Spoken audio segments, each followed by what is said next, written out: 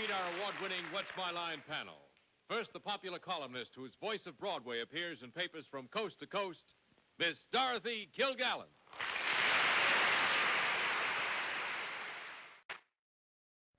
While not being well known among the current generation, Dorothy Kilgallen was a prominent figure in journalism and the entertainment industry in the early to mid-20th century.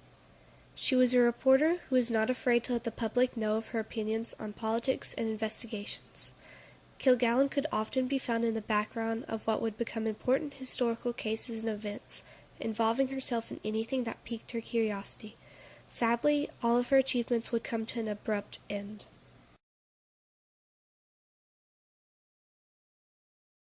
The year is 1913, a year before World War I begins.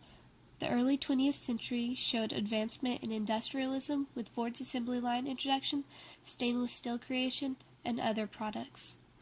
Dorothy May Kilgallen was born to a Roman Catholic family on June 3, 1913, in Chicago, Illinois. Her only sibling was Eleanor Kilgallen, who was born 6 years after Dorothy herself. Her father, James Lawrence Kilgallen, was a newspaper journalist and worked for several different news sources before settling down and working for the International News Service.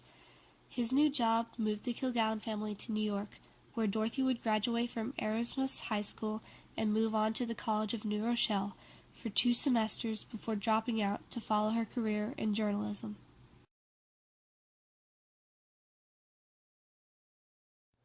Kilgallen started her career early and got her first job when she was only 17 at the New York Evening Journal, which was owned by the Hearst Company, who also operated the company her father worked at. She continued working there for years, writing about day-to-day life activities while keeping an eye on the criminal underworld in her free time. In 1936, Kilgallen competed in a race around the world using only public transportation.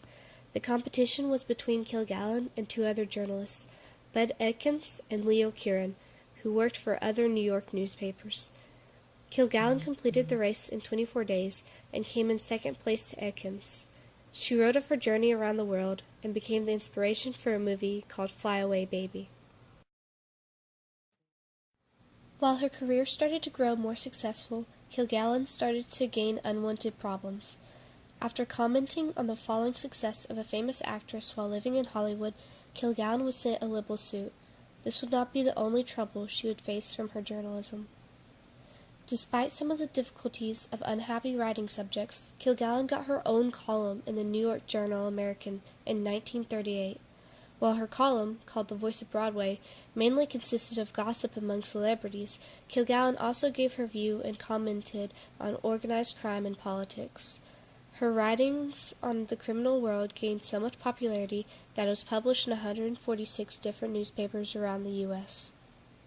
In 1940, Kilgallen married famous Broadway actor Richard Collmore and would go on to have 3 children with him.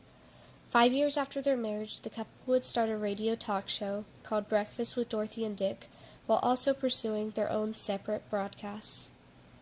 Kilgallen's popularity grew over the years, allowing her to meet prominent figures such as Frank Sinatra, although that friendship turned into rivalry after she published an article about his possible criminal ties.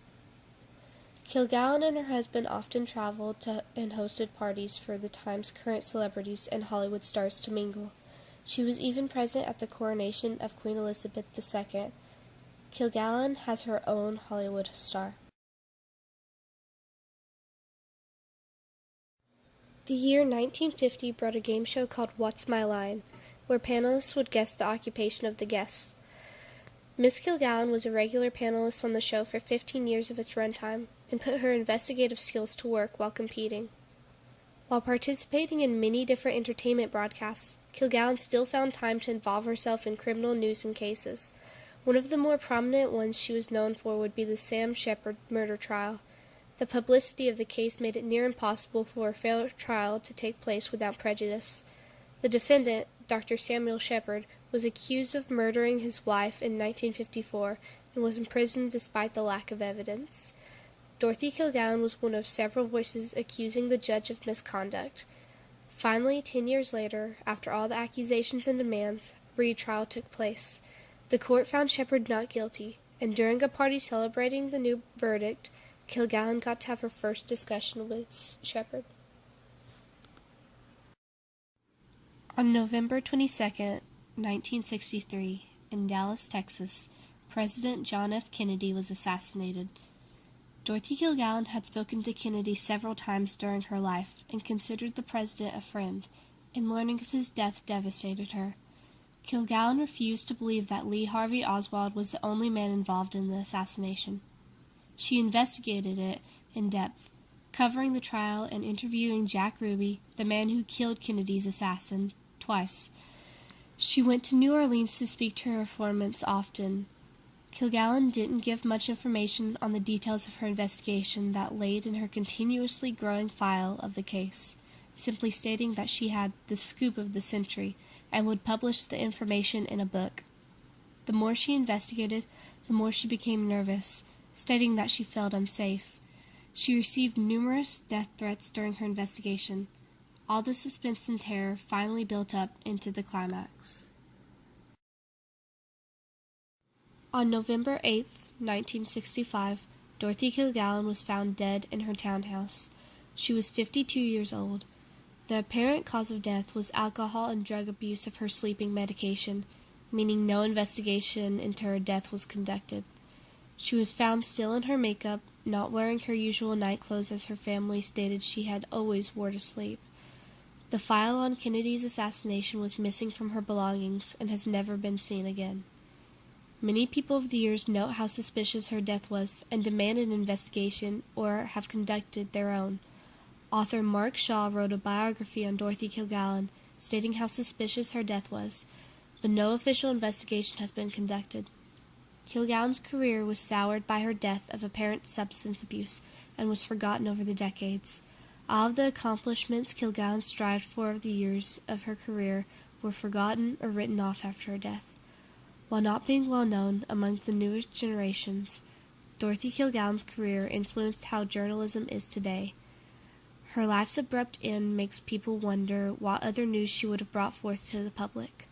Dorothy Kilgallen, the voice of Broadway, is a figure that, while faded in the view of history, will never be fully forgotten.